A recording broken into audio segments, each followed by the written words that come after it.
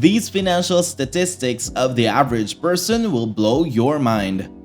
Have you ever considered how your financial situation compares to that of the average person? How much money did the average person save for retirement? How much money do you make compared to other people's annual incomes? How much money do you spend? Looking at these numbers will help you understand your situation better and will allow you to determine whether you are financially better off than the average individual.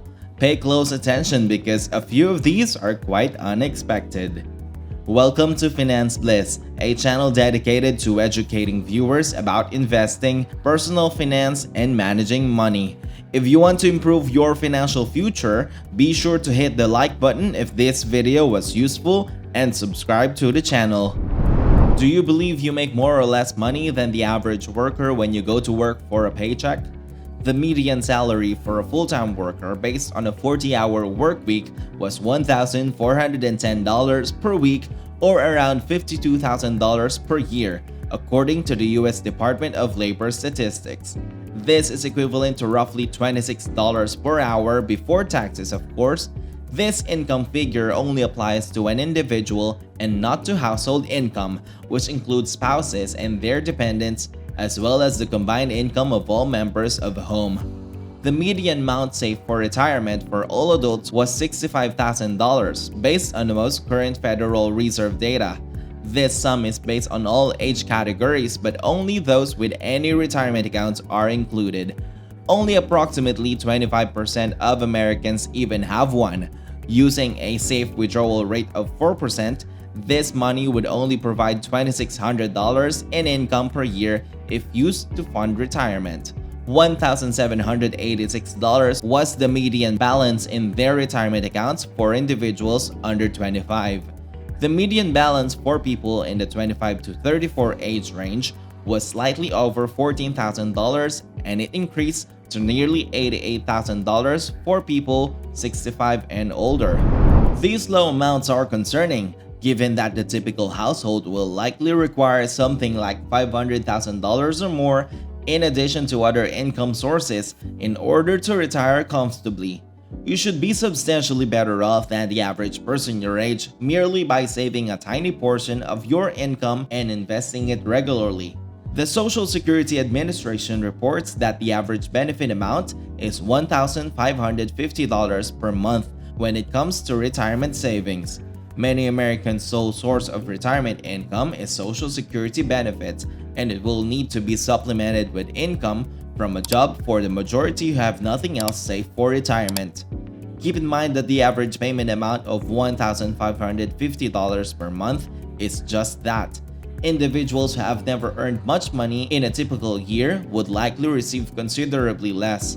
Others plan for retirement without taking into account the possibility that they would ever get Social Security benefits. Instead, they view them as a bonus. Additionally, depending on your intended filing age, the benefit amount will change. On the Social Security Administration website, the majority of people can find an estimate of their benefit based on their prior wages.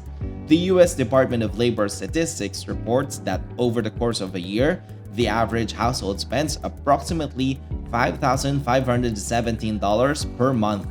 That amounts to nearly $67,000 in annual spending, which means your household would need to take home that much money each year just to get by. That amount accounts for all expenses, including those that typically account for a significant portion of the typical budget, such as accommodation, transportation, and food. To be more precise, the average household spends $1,885,000 per month on housing, which works out to 34% of total spending. A total of $691 are spent on food each month, while $913 are spent on transportation. The average FICO score is fairly high at 715, but credit scores can range widely from as low as 300 to as high as 850. Despite the fact that some people minimize the importance of having a decent credit score, most people stand to gain significantly from having one. You should keep an eye on your score if you ever want to use any kind of debt. A credit score affects the term of a car loan, other forms of possibly low interest loans, and the mortgage rate you might be eligible for when purchasing a home or rental property.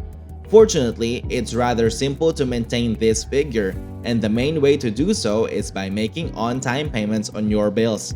According to past experiences, your credit score is primarily impacted by your payment history, then by your credit utilization ratio, credit history duration, the types of credit you have, and the quantity of new credit. According to WalletHub, the average household owes $9,260 in credit card debt, which is arguably the worst kind of debt you can have. The extraordinarily high interest rates associated with credit card debt are one of the key issues.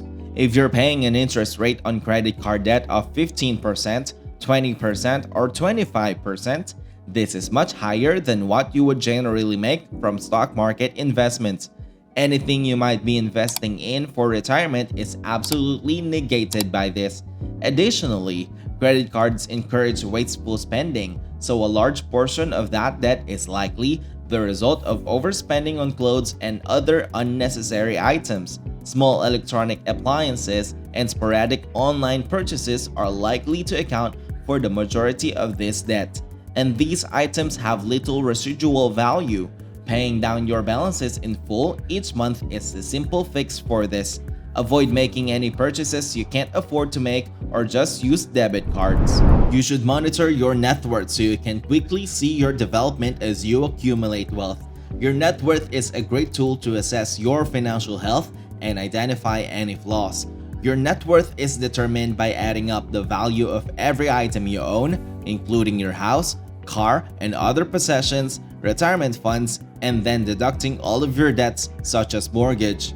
You might be shocked to find that the Federal Reserve determined that the median net worth for households in the United States is approximately $122,000. The median net worth for people under the age of 35 is less than $14,000. The median income for people aged 35 to 44 is $91,000. $160,000 for people aged 45 to 54, $222,000 for people aged 65 to 74, and $236,600 for those aged 65 and above. With a respectable income and some discipline, these net worth amounts are simple to surpass. Depending on a number of variables, including the economy, the average person's income savings amount changes from year to year. Along with other data, the US Bureau of Economic Analysis data reveals that the average savings rate is around 6%, meaning that they save roughly 6% of their income after taxes. This money could be set aside for a surprising expense, a home purchase, a home remodel, a new car, or a college education. There is not much money left over after meeting all short and medium-term savings objectives for retirement. Take into account that a property down payment typically costs $62,000. The typical cost of a kitchen makeover was around $26,000. The average price of a new car is over $47,000. According to experts, people should save between 10 and 15% of their income exclusively for retirement, and even more if they intend to retire early. Additionally, you must save for other future purchases you'd like to make. Everyone wants to have the option of retiring early so they won't have to devote the majority of their time to work.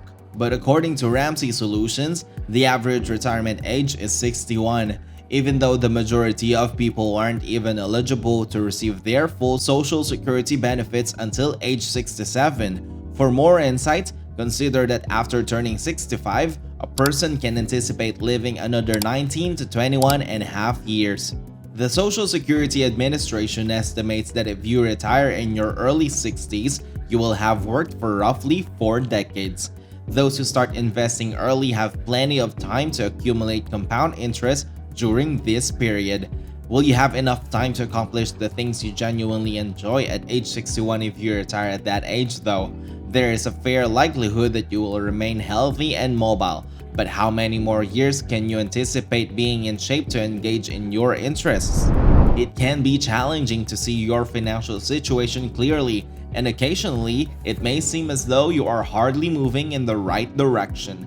You're sure to be surprised by these financial averages and gain some new perspective on your own financial situation. You can realize that in many aspects, you're performing better than the typical individual, providing you the momentum to continue improving. Thank you for watching. If you thought this video was helpful, please consider subscribing to our channel and become a member of our fantastic community. We appreciate each and every one of you spending time with us today. Until next time.